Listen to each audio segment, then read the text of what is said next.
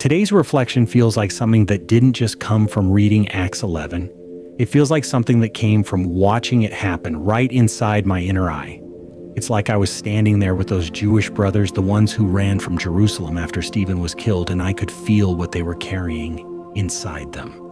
They were refugees escaping the flames of persecution, leaving behind their homes, their money, their security, their familiar world. And yet, when they reached the Gentile cities, they didn't arrive empty. Somehow they arrived overflowing. I couldn't get over that. These were not famous apostles. They were not trained preachers.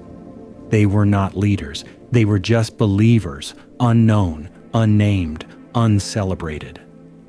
And yet they changed the world. What keeps echoing in me is this simple phrase, some of them, not all, not the majority, just some of them. Some who carried something different. Some whose hearts had seen something too beautiful to hide. Some who were so full of Jesus that they could not stay silent. And today, as I was journaling, this vision kept coming back to me.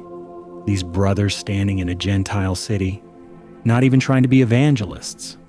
They were just talking about Jesus because they were full.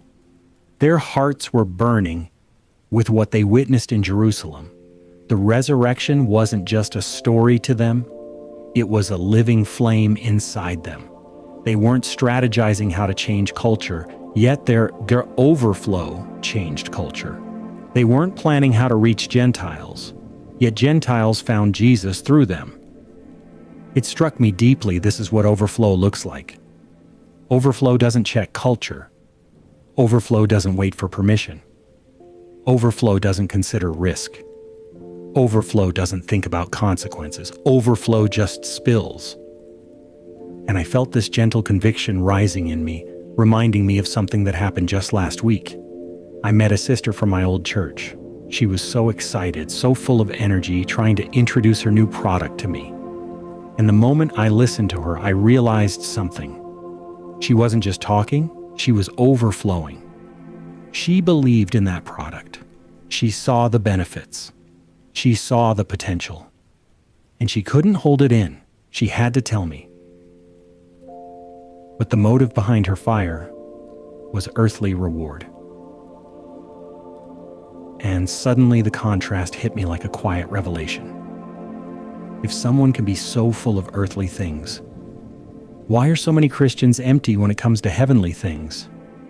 If someone can overflow with excitement because of a product that won't last, why do we struggle to overflow with Christ who is eternal? Those Jewish brothers, they had no earthly gain, no downline, no commissions, no rewards, no recognition, no position, no approval, no comfort. And yet, they spoke with such fire that Gentiles believed. Why? Because they had seen something. They saw Jesus. They saw the resurrection. They saw the love of God up close. They saw the breaking of eternity into time. They saw the hope that no persecution could erase. They saw a kingdom not built by human hands. And once a heart sees that, it cannot be silent. When I sat with this revelation, something in me broke open quietly because I realized something personal. This reflection, this whole journaling session, it's not just about them, it's about me. It's about the fire inside me. It's about the way I see Christ. It's about the overflow I desire. I don't want to be someone who talks about Jesus because I should. I don't want to preach because it's right. I don't want to share Christ from duty. I don't want to love God with half-warmness. I want to overflow like those brothers. I want to see what they saw. I want my heart to burn with the same fire. I want the reality of Jesus to fill me until fear collapses. I want the joy of the resurrection to make me bold without trying. I want the love of God to break every cultural limitation inside me. I want to forget myself because I am too full of Him.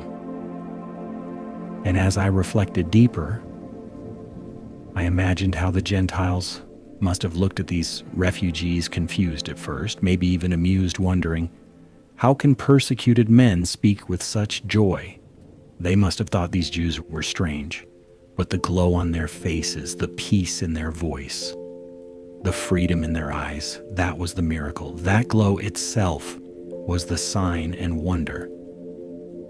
And that's when I knew the greatest evangelism is a heart overflowing, not polished words, not perfect methods, not strategic outreach, not programs, just overflow. And today, I felt Jesus whispering inside me, Isaac, this fire is for you too. It is not distant. It is not rare. It is not for special people.